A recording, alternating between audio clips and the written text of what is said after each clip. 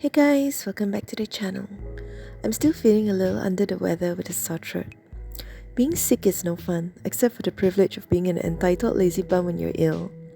It is a dangerous downward spiral for the born slothful like me.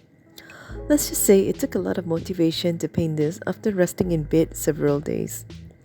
I think I've told you before about my recent bokeh obsession.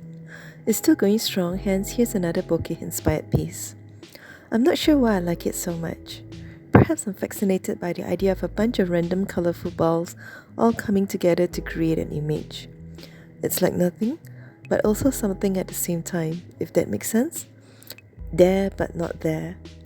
So today's painting is set on a highway. This was quite fun to paint, adding all the lights as the painting slowly comes together. I'm quite glad I finally dragged myself out of bed to paint this. I hope you like this painting too, hence without further ado, let's begin.